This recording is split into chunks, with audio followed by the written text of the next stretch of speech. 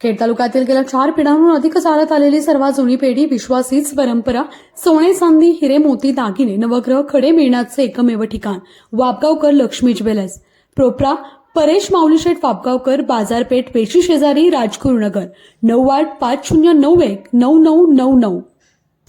परिसरांचे निकाल हातात येण्यास सुरुवात झालेली आहे. तालुक्याच्या वरच्या पट्ट्यात म्हणजे वाडा गटात आत्ता तरी विठ्ठल वनगरे हे आघाडीवर आहेत. विठ्ठल वनगरे मशालीकडनं लढत आहेत. चासमध्ये तनुजा गणवट या आघाडीवर दिसत आहेत थोड्याफार फरकाने. आत्ता तरी रिटवडीमध्ये दीप्ती बोगाडी यांनी चांगली आघाडी घेतलेली दिसते. पाईटमध्ये सुनीता बुट्टे आणि राजश्री जैद यांच्यात फार स्पर्धा चालू आहे मतांची. काही वेळा आधी सुनीता बुट्टे पुढे होत्या, नंतर काही वेळानंतर राजश्री जैद या पुढे गेल्या. याच्यामुळे आत्ता सांगणं कठीण आहे की तिथे कोण निवडून येईल. अत्यंत चुरशीची लढत होते. कुरळी आळंदी विनय मुंगसे या जवळपास निवडून आलेल्या आहेत अशी आत्ताची शक्यता दिसते. विनय मुंगसे आत्ताच इथे आल्या आणि त्यांनी माध्यमांशी आपली प्रतिक्रिया सुद्धा दिली.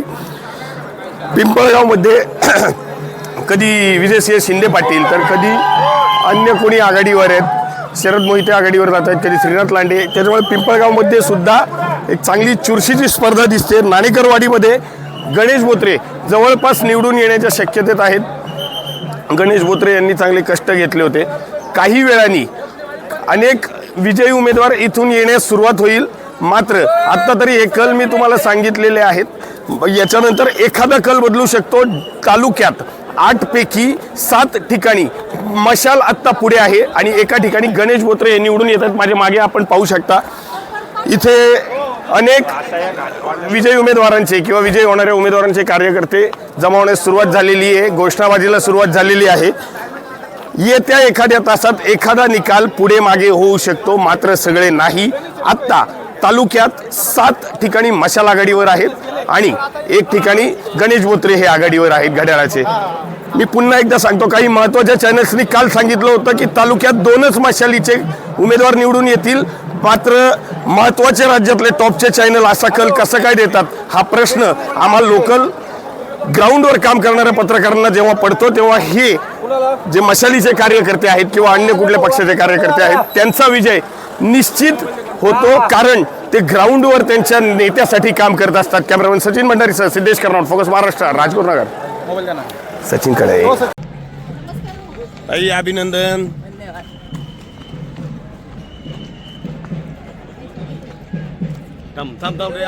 मी माझ्या जनतेला सगळ्यांना आभार मानते.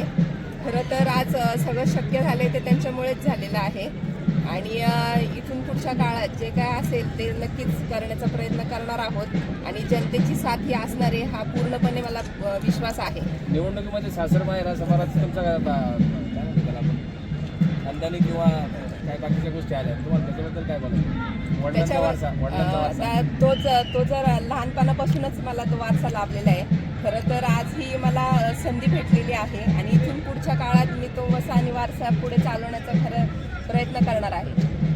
हा विजय कुणाला समर्पित राहील? खरं तर हा विजय म्हटलं तर